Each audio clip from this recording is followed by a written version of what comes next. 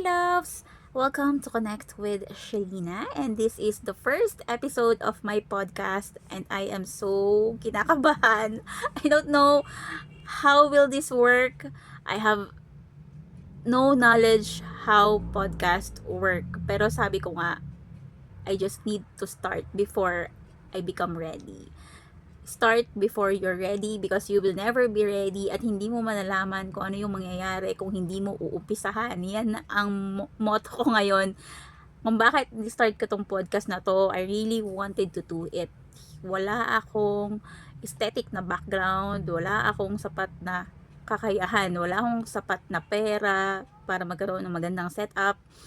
Hindi ako masyado kagandahan, I'm not knowledgeable enough. Hindi ako magaling mag-English, I'm not Englishera halata.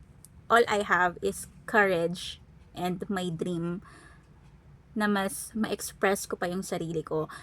Lately, yung mga nakaraang full moon at saka nung kaka-start pa lang ng Mercury retrograde, grabe, sobrang anxiety ko, sobra. Isa yan sa mga nag-trigger why I just started this podcast kahit na last year ko pang gustong simulan. Kasi kung hindi ko i-express yung sarili ko, baka mabuang ako, day. So, kailangan ko na tong i-start. Total, madaldal naman ako. And, umalis ako sa corporate because I really cannot feel myself sa corporate unless I'll be the one who will lead there. May ganun ako ngayon, may pagka-ambisyosa ako. Hindi ko nakikita yung sarili ko sa corporate kapag utos-utusan ako, kapag sunod-sunuran ako. Lalo na, there's a lot of politics there. So, karamihan ng mga nandun is they're not deserving of their places. So, hindi ko nakikita yung sarili ko na magta-thrive ako doon. And siguro, ang talagang destiny ko is, alam mo yon, buksan yung bunganga ko magsalita. All I know is I want to give a lot of advices. I want to give a lot of encouragement, especially meron na akong background sa pagbibigay ng mga advices. Kasi yan sa mga forte ko, magbigay ng motivation, the best advice na kailangan ng client ko, especially I'm an intuitive tarot reader on TikTok.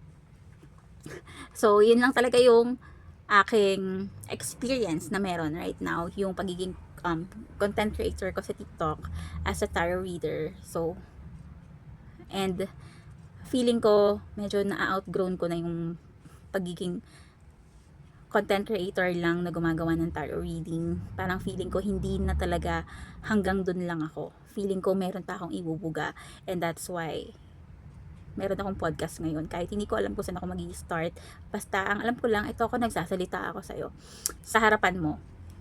Hindi ako magaling, pero I'm sure isa lang yung masasabi ko, marami akong pwedeng ma-share sa'yo. My experiences, it can be someone else's survival guide, kaya nandito ako. And I'm here to remind you guys, sa mga katulad ko na merong pangarap sa buhay, wala masyadong nakakausap, pero gustong makilala. You just need to start. We just need to start.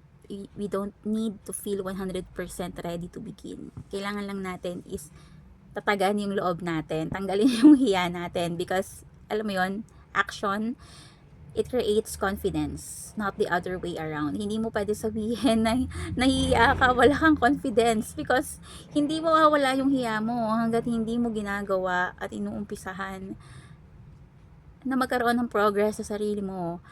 And everyone experiences fears, self-doubt, and uncertainty. At yun yung nararamdaman ko ngayon. And even yung mga naging successful na tao that has started without knowing everything, without knowing anything, hindi sila nag-start na alam na nila lahat. Pera na lang kung anak sila ng contractor, di ba? Marami talaga silang pera to start, or mayaman talaga sila para may pang-start talaga sila. And kilala na talaga sila, kaya kapag nag-start sila, nagbo-boom agad. Iba kasi tayo.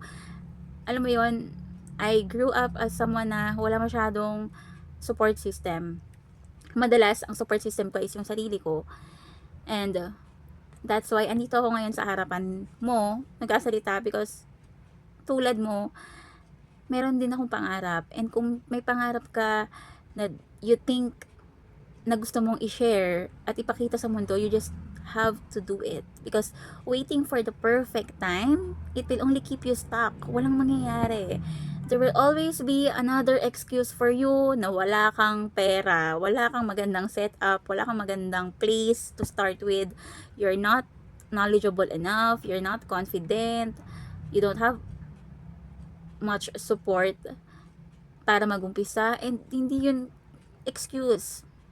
Hindi excuse yun. The more dinadahilan mo yon, the more na mai-stuck ka, the more na hindi ka mag-uumpisa. Because yung perfect timing, wala talagang ganon. Yung perfect timing is now.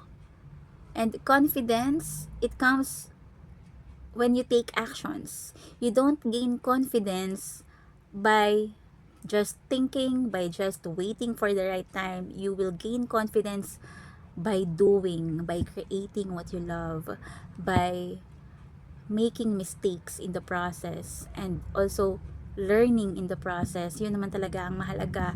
Your first attempt ng pagbe-video, it doesn't have to look, or it doesn't have to be perfect katulad ng background ko ngayon, katulad ng sarili ko ngayon. We don't need to be perfect. Because kapag nagpatuloy tayo at sinanay natin yung sarili natin sa mga bagay-bagay, doon nagkakaroon ng perfection in the process. So you just need to start. Your first podcast, your business, your artwork, your project, it won't be the best for the first time. And okay lang yun. What matters is progress. Progress is more important sa journey na to na tinatahak natin. And ayun, papasalamatan mo yung sarili mo 1 year from now na ini-start mo yung journey na to, kesa hinintay mo lang na maging ready ka. Because there's no such thing as being ready. You just need to start now, tulad ng ginagawa ko ngayon. And of course, kapag natatakot ka, natatakot din ako. Fear is a sign of you're growing as a person. Fear, sa umpisa lang yan eh. Just imagine, sumakay ka sa mataas na ride. For example, sumakay ka sa isang roller coaster. Takot ka sa umpisa. But then, kapag tinry mo and na-experience mo siya, magugulat ka na lang, sasabihin mo, ay, ganun lang pala yun eh. Akala ko nakakatakot. Kasi yung fear, palagi siyang sa beginning nangyayari. Feeling scared doesn't mean you're doing wrong. Ibig sabihin nun, being scared is meron ka pang ibubuga. Kaya ka natatakot. After fear is growth. Yung mga bagay na kinakatakutan nating umpisahan, yan yung umpisa ng mas magandang journey na para sa buhay natin. Tayo yung nag-create ng buhay na dinedesire natin. Diba? So, hanggang dito na lang muna itong podcast na to. And I know, medyo kulang pa ako sa practice. Pero I'm sure naman as I keep on doing podcast is marami akong matututunan. And ganoon naman talaga, sabi nga, you don't need to start perfect. So, until our next post. O, diba? Kaya wala pa akong closing remarks, wala pa akong closing message. So, ayun, bigla ko na lang siyang ititigil muna. Bye! And don't forget to subscribe.